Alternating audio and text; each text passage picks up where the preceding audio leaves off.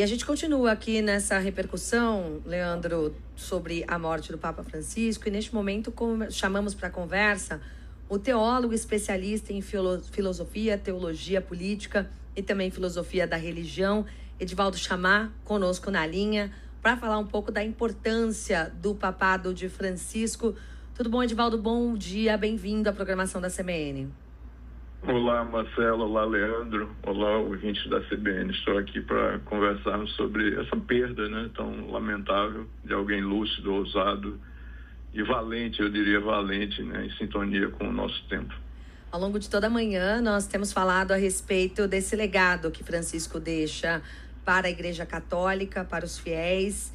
Foram 12 anos à frente da Igreja e um Papa que foi responsável por uma série de reformas, importantes. Tinha posicionamentos até, podemos dizer, políticos muito que contrastavam com uma ala mais conservadora da Igreja Católica.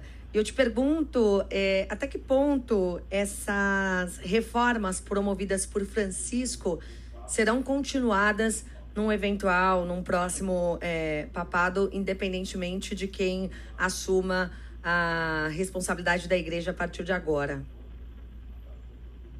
Marcela, como falou o cardeal Odilo Scherer há pouco, na coletiva dele, eu estava acompanhando aí ao vivo, é imprevisível, a gente não sabe dizer qual o perfil, do ponto de vista até político, desse novo líder. O Papa, a função papal tem, na realidade, dois chapéus, Ele, por um lado, é o bispo de Roma, líder da Igreja Católica, da religião católica para o mundo, mas também, ao mesmo tempo, ele é um chefe de Estado. E é importante perceber isso. E essa linha tênue, às vezes, é confundida pelos próprios fiéis ou quem o escuta, Quando o Papa fala, ele está falando como um agente político ou um agente, digamos assim, espiritual, Então, toda vez que um Papa se posiciona politicamente, ele vai trazer consequências à sua fala.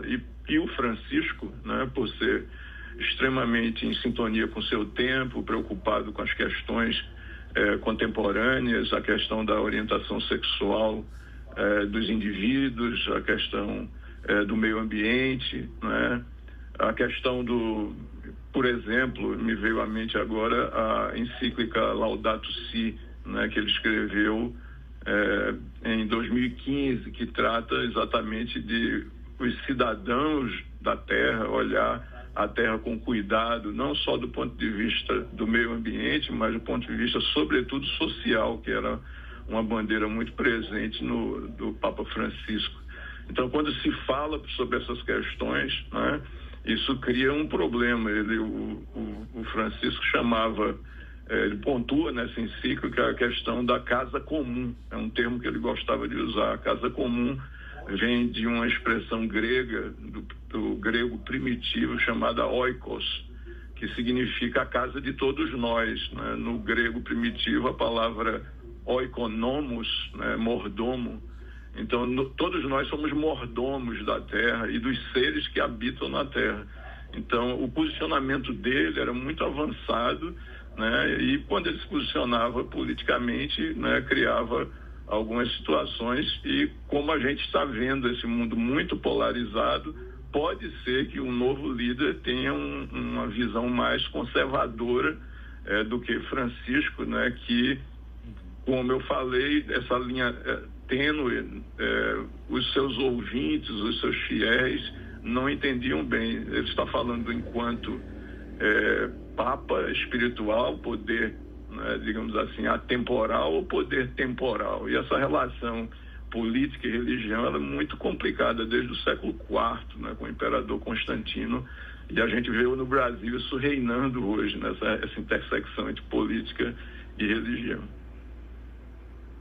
Edivaldo Chamar, teólogo, especialista em filosofia, teologia política e filosofia da religião, está conversando conosco aqui sobre essa interface, né, essa linha tênue, como o Edivaldo está explicando, entre política e religião. Isso foi muito presente durante todo o pontificado, né, durante todos os anos em que o Papa Francisco esteve à frente da Igreja Católica. Queria te ouvir um pouco, Edivaldo, sobre a perspectiva de futuro desse lugar que o Francisco vai ocupar na história política da Igreja, né? Claro que a gente já teve papas que também se manifestaram sobre temas políticos, mas de um ponto de vista da Igreja ser ainda conservadora e das pautas que o Francisco colocou, ele se insere em algum lugar de destaque na lista dos papas, como alguém que, olha, não, esse papa, ele colocou pautas que jamais haviam sido colocadas antes. Dá para a gente colocar dessa forma? A gente perdeu contato com o nosso entrevistado, caiu aqui a ligação, mas a gente vai continuar falando a respeito desse assunto, né? Porque há muito essa importância também do viés político. Querendo ou não, esse tipo de...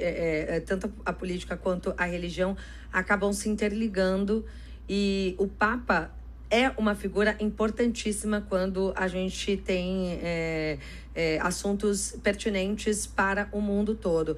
Nós já retomamos o contato com o nosso entrevistado, Edivaldo Chamar. Vou pedir, Leandro, para você repetir para ele o final da sua pergunta, para que ele possa nos ajudar a compreender melhor esse assunto. Isso, Marcela. Eu queria colocar, Edivaldo, em perspectiva, né, o lugar que o Papa Francisco entra para a história ao colocar temas que, eventualmente, a Igreja jamais tinha discutido ou dar um lugar diferente para assuntos de política. Na história da Igreja, dá para a gente situar o Papa Francisco num lugar de maior destaque nesse sentido? Sem dúvida, Leandro, o legado do Papa Francisco é extraordinário, né? E ele deixa para nós esse legado de alguém que costumava ouvir as questões do nosso tempo, né? Ele falava sobre a pós-modernidade, que é um tempo que vivemos, né, extremamente ambíguo, onde verdades são relativizadas, desconstruídas, e ele transitava por esse caminho.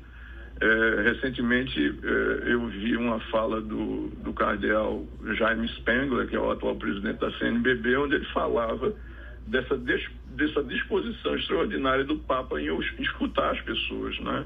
E não tomar decisões unilaterais ou posturas unilaterais. Então, o fato também dele vir da América Latina é um fato extremamente inédito, né? Eu me recordo em 2013, quando ele fala pela primeira vez ao público, logo depois que ele foi eleito Papa, ele, em tom de brincadeira, começou a sua fala dizendo: os meus irmãos cardeais decidiram escolher alguém do fim do mundo, né?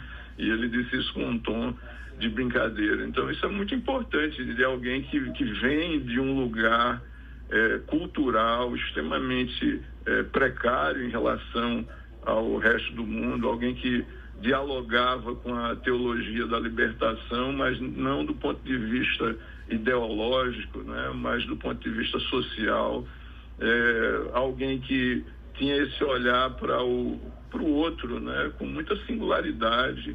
Eu entendo também, Marcela e Leandro, que é importante notar que esse foi o primeiro Papa que vem do mundo jesuíta. A ordem jesuíta, dentro da estrutura católica, ela é conhecida pela valorização da intelectualidade, do mundo acadêmico, né? Daí vem as universidades católicas, por uma consciência política muito importante. E a ordem jesuíta tem essa capacidade de adaptar-se ao longo do tempo a diferentes culturas, esse compromisso com o diálogo intercultural, o próprio esforço do Papa com o ecumenismo, de conversar não só com religiões do meio cristão, da cristandade, mas um diálogo interreligioso. Então, tudo isso é um legado extraordinário que nós percebemos na vida deste homem, desse líder, né? Esperamos que os próximos papas, que não sejam exatamente iguais, mas que tenham essa capacidade de interpretar o momento em que se vive, né? É muito difícil a gente sair de um Papa tão carismático, né, e encontrar alguém que não tenha não siga esse caminho, né, da bondade, esse caminho de aproximação com a população. Esperamos que venha aí não um novo Francisco, mas uma pessoa que siga essa linha, né?